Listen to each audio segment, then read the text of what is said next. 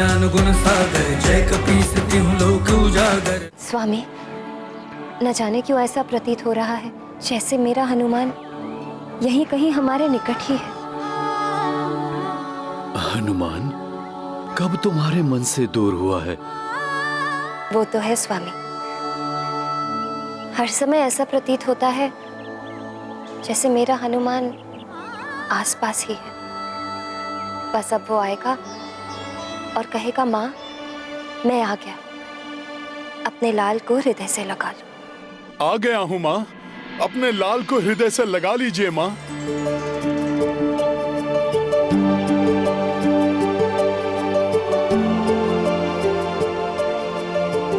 माँ को क्या हो गया है? इतनी व्याकुल थी मेरे लिए और अब देखकर भी अनदेखा कर रही हैं। माँ, माँ, माँ। स्वामी, अब तो कल्पना भी सत्य होती प्रतीत हो रही है। हाँ अंजना, तुम्हारी कल्पना का हनुमान तो अब मुझे भी दिखाई और सुनाई देने लगा है। कितनी प्रगाढ़ है तुम्हारी ममता। कल्पना नहीं, साक्षात हूं मैं पिताश्री। आप दोनों ने स्मरण किया और देवी माता ने मुझे आपसे भेंट कराने के लिए यहाँ तक पहुँचा दिया।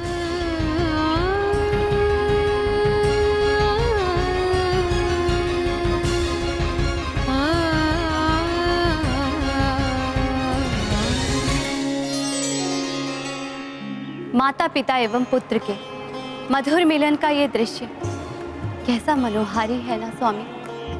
किंतु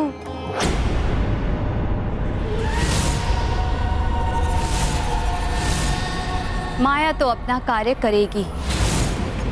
अच्छा होता यदि मैं भोले भाले हनुमान को आने वाली आपदाओं का सामना करने के लिए सचेत करा सकती।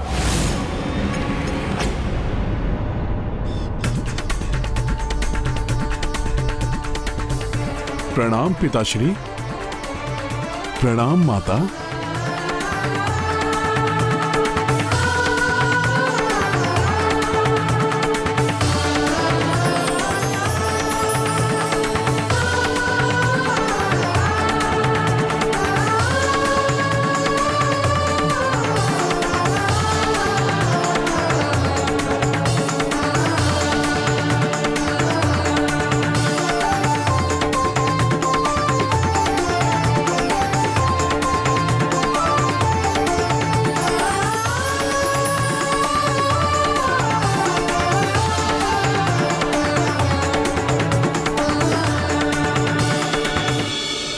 अपना प्रमुख उद्देश्य पूरा करने के लिए मैंने हनुमान को मार्ग से भटका तो दिया, किंतु अब मुझे शीघ्र, अति शीघ्र अपना कार्य पूर्ण करना होगा।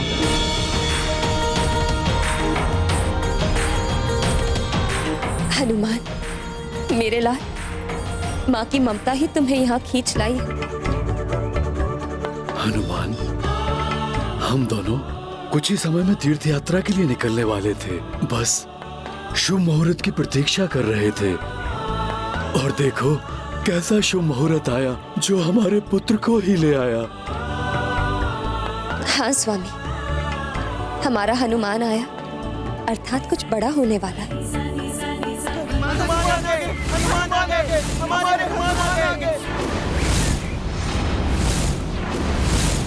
ये कैसी ध्वनि है जो चिर परिचित भी प्रतीत हो रही है, किंतु जैसे किसी सेना के होने की संभावना भी व्यक्त कर रही। मां, पिताश्री, आप सब सावधान रहिए।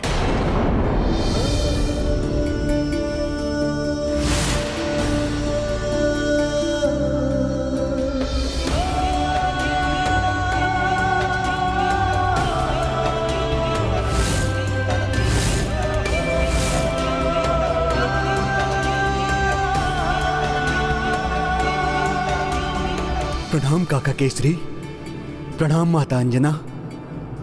हनुमान, बंधु पुराने मिले हनुमाना, मीत की स्मृत काल पुराना। हर्ष से लोचन भर भर आई, सबके हृदय लगे कपिराई। महाबली हनुमत की रुचिकर लीला राम भगत की जय जय जय रघुनंदन राम। रक्षा कीजिए, शरण शरण, रक्षा कीजिए, शरण, रक्षा कीजिए, शरण, रक्षा कीजिए। रक्षा के लिए ये काशीराज, प्रभु श्री राम के परम भक्त काशीराज। शरण शरण, संभालिए काशीराज जी। शरण। शांत हो जाइए काशीराज।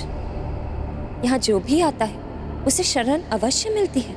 नहीं दे पाएंगे आप मुझे शरण। शरण गृह की रक्षा करनी होती है, वो आप नहीं कर पाएंगे। आपकी रक्षा करना हमारा धर्म है काशीराज। मैं अंजना आपको वचन देती हूँ कि जब तक आप मेरी शरण में, आपको कोई भी क्षति नहीं पहुंचा पाएगा। मेरा पुत्र हनुमान करेगा आपकी रक्षा।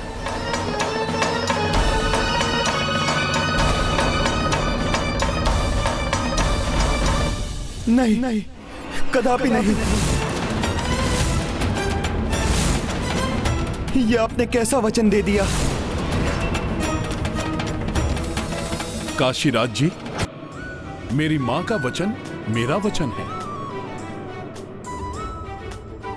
मैं ये घोषणा करता हूं कि चाहे साक्षात मृत्यु आ जाए या काल देव स्वयं यहां आ जाएं, अपनी मां के वचन की लाज रखने हेतु हनुमान आपकी रक्षा स्वयं करेगा, स्वयं करेगा, स्वयं करेगा, स्वयं करेगा, स्वयं करेगा। हनुमान, राम भक्त हनुमान, ये तो वही ब्राह्मण है जो मेरे रामार्चन में ब्राह्मण वेश धारण करके आए थे। इन्होंने तो वचन भी दे दिया। इन्हें पहले मेरी वास्तविकता तो जान लेनी चाहिए। वचन देने से पूर्व आपको मेरी बात तो सुन लेनी चाहिए थी। आप निश्चिंत रहिए काशीराज, हनुमान आपकी बात अवश्य सुनेगा, किंतु हमें अभी तीर्थ यात्रा पर जाना है। कहीं हमारे तीर्थ यात्रा जाने का मुहूर्त का समय निकल न जाए। हाँ काशीराज जी, बस आप कुछ ही क्षण प्रतीक्षा कीजिए। शुभ मुहूर्त रहते माँ और पिताश्री को तीर्थ यात्रा के लिए विदा कर दूं, फिर मैं आपकी बात सुनता हूँ। भावुक हृदय सहित कपिराई, अंजनी केसरी को दी विदाई। माया ने का खेल रचायो, भक्त ही भक्त शरण मह आयो। महाबली हनुमत की रुचिकर लीला राम भगत की जय जय जय रघुनंदन राम। जय जय जय महाबली हनुमान। हनुमान जी, बिना विचार किए किसी को वचन देने से कई बार बड़ी बड़ी विडंबनाएं खड़ी हो जाती हैं। आपको वचन देने से पूर्व जान लेना चाहिए था कि आपको रक्षा किनसे करनी है मेरी। काशीराज जी, उसकी चिंता आप मुझ पर छोड़ दीजिए। आप तो मुझे बस इतना बताइए कि आपके साथ हुआ क्या है। ऐसी कौन सी आपदा आ गई जिससे आपको इस स्थिति में शरण लेने के लिए भटकना पड़ा? आज जब प्रातःकाल ही मेरी नगरी पर अकस्मात ही बहुत बड़ा आक्रमण हुआ।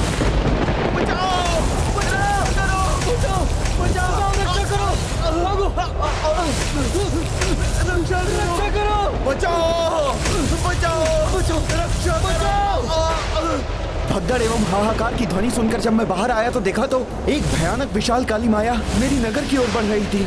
उसकी मायावी विद्युत सारे राज्य पर कड़क रही थी। बचाओ! बचाओ करो! बचाओ, रक्षा करो! काली माया? तो क्या वो शक्ति नहीं अपितु कोई माया थी जिसने इन पर आक्रमण करने के लिए ही मुझे उस स्थान से हटाया था? तुम स्वयं को बहुत कुशल समझते हो। यदि ऐसा है तो मुझ माया को पकड़ कर दिखा। मैं नहीं जानता वो कौन थी, कहां से आई थी और हम पर क्यों आक्रमण कर रही थी, परंतु जब हमने उसे रोकने का प्रयास किया तो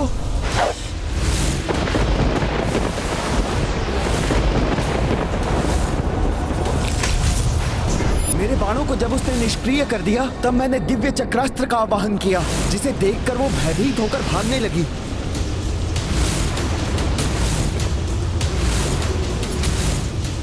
और मैंने उसका पीछा किया।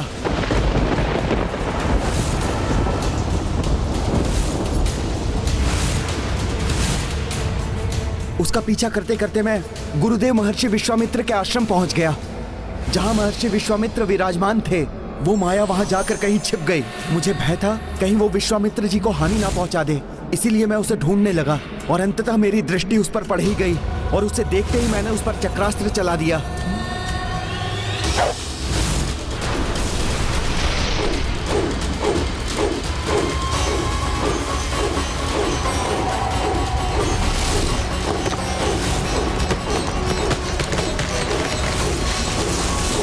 ऋषि विश्वामित्र उसी वृक्ष के नीचे ध्यान मग्न बैठे हुए थे।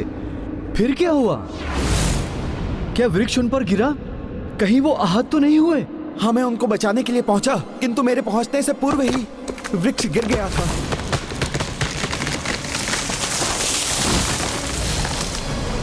भाग्यवश विश्वामित्र जी आहत तो नहीं हुए, परंतु दुर्भाग्यवश उनका ध्यान भंग हो गया।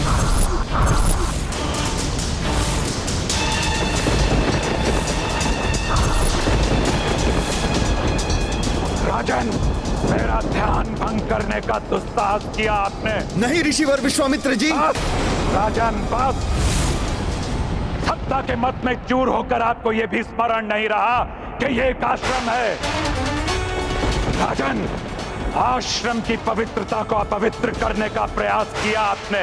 यदि मैंने श्राप ना देने का प्रण ना किया होता तो अब तक आप दंडित हो चुके होते, परंतु आपके इस कृत्य के लिए आपको क्षमा तो नहीं किया जा सकता, इसलिए आपको इसका दंड मिलेगा, अवश्य ही मिलेगा, अवश्य ही मिलेगा।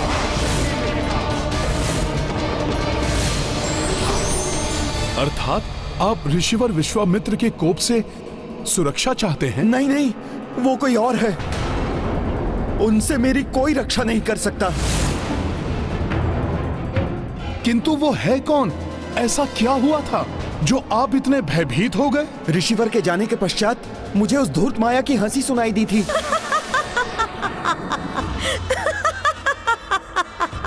राम राज्य में राम के गुरु विश्वामित्र, जिनसे राम ने युद्ध कौशल में दक्षता प्राप्त की है, अनेकों दिव्यास्त्र प्राप्त किए हैं। गुरु से शत्रुता अर्थात स्वयं राम से शत्रुता।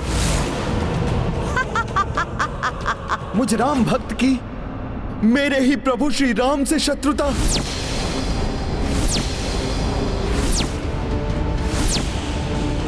उस धूर्त माया ने छल से मुझसे ये सब करवाया और जैसा उसने कहा वैसा ही हुआ।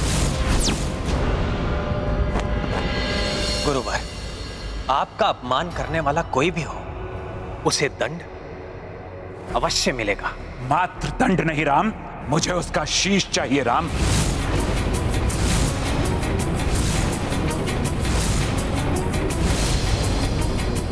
शीश? किंतु ऋषिवर। किंतु परंतु नहीं राम, मुझे उसका शीश चाहिए। वचन दो।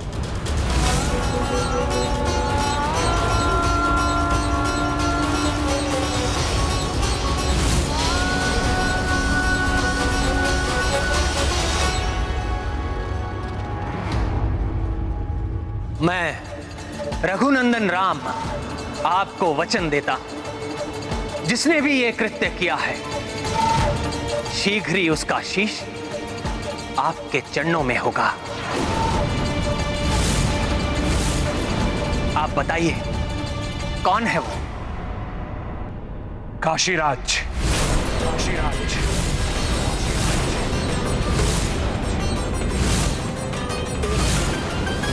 किंतु प्रभु श्री राम को तो अवश्य ही यह ज्ञात होगा कि आप तो उनके अनन्य भक्त हैं। मैं स्वयं उनसे कभी नहीं मिला।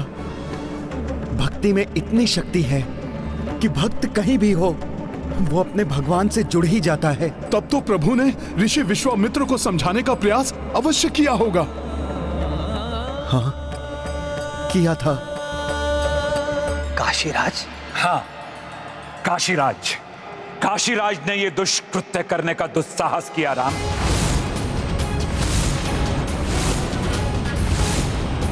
काशीराज, मुझे ज्ञात है वो मेरे अनन्य भक्तों में से एक है। एक भक्त का वध उसी के आराध्य के द्वारा नहीं।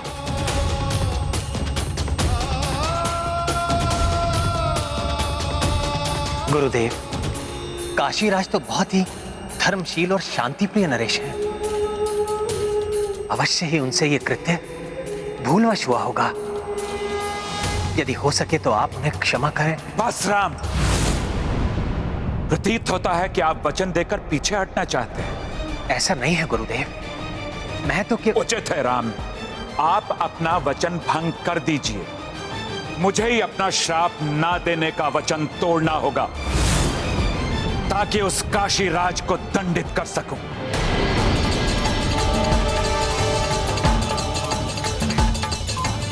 गुरुवर, आपको अपना व्रत भंग करने की आवश्यकता नहीं है। आप निश्चिंत होकर अपने आश्रम लौट जाइए। शीघ्र ही आपके अपराधी का शीश आपके चरणों में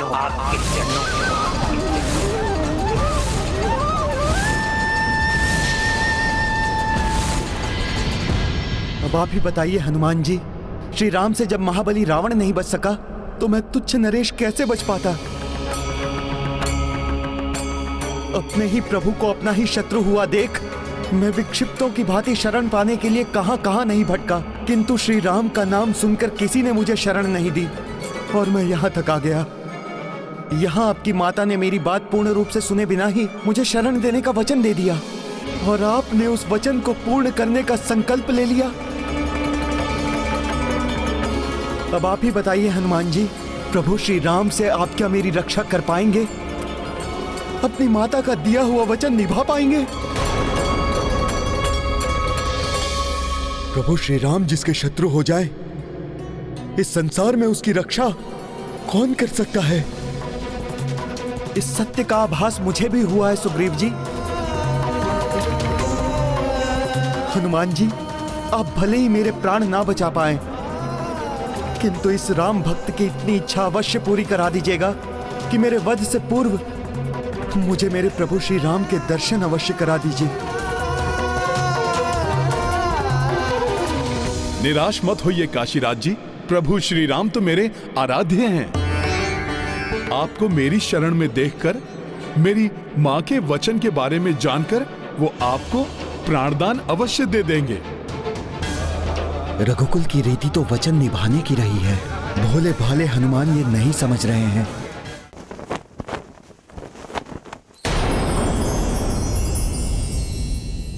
प्रिय, एक और धर्म और दूसरी ओर भक्ति, यदि इन दोनों में से किसी एक का चुनाव करना हो तो किसका चुनाव किया जाना चाहिए?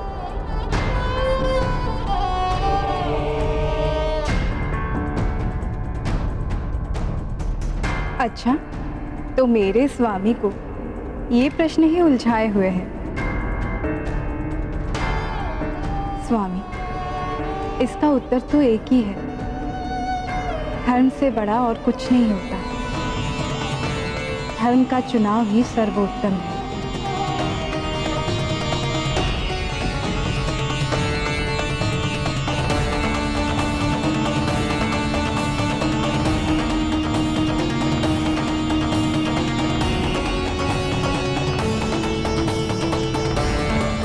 क्या हुआ रघुनंदन?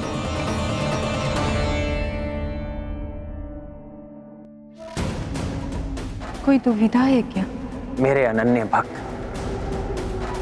काशीराज से भूलवश ऋषि विश्वामित्र का ध्यान भंग हो गया और मैंने उनके वध का वचन ऋषिवर को दे दिया। तो क्या आप अपने ही भक्त का वध करेंगे?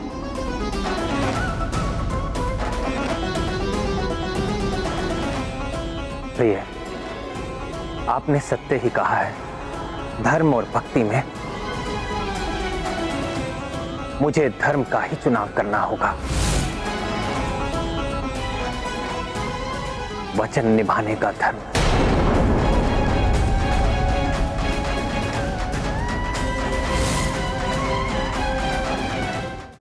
हनुमान, रघुकुल तो संपूर्ण जगत में अपने वचन को निभाने के लिए प्रसिद्ध है। प्रभु श्री राम अपने वचन से पीछे नहीं हटेंगे। महाराज सुग्रीव जी, वचन तो मेरी माँ ने भी दिया है, जिसे पूर्ण करने का प्रण लिया है मैंने।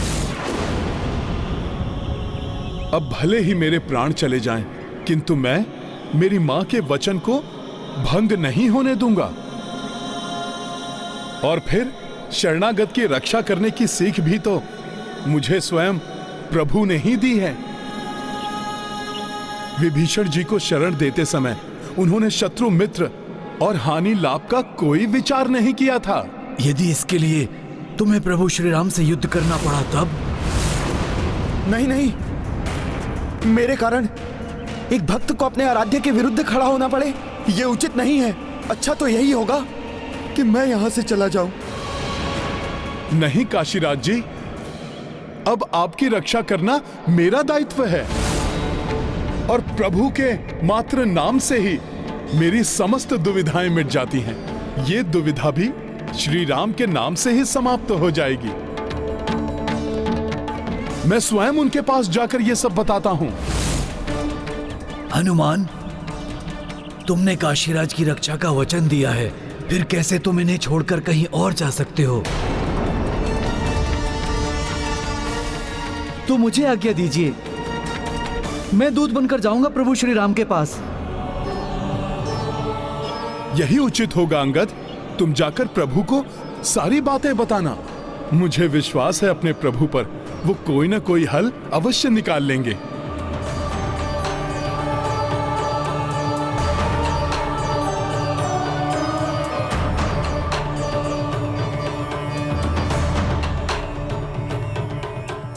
काशीराज अपना राज्य छोड़कर कहां जा सकते हैं? आप सब जाइए, विभिन्न दिशाओं में अपने सैनिकों को भेजकर उनके बारे में पता लगाइए। जी महाराज।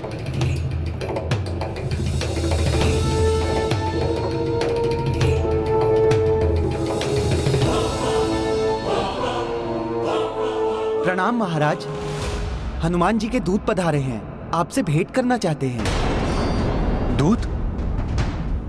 हनुमान को अपना दूत भेजने की क्या आवश्यकता पड़ गई? उन्हें सम्मान सहित यहां ले आइए। जी, जैसी आज्ञा महाराज।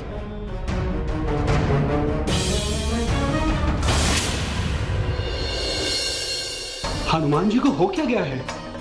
यहाँ तो हम सब उनके लौट कर आने की प्रतीक्षा कर रहे हैं और वो अपना दूत भेज रहे हैं।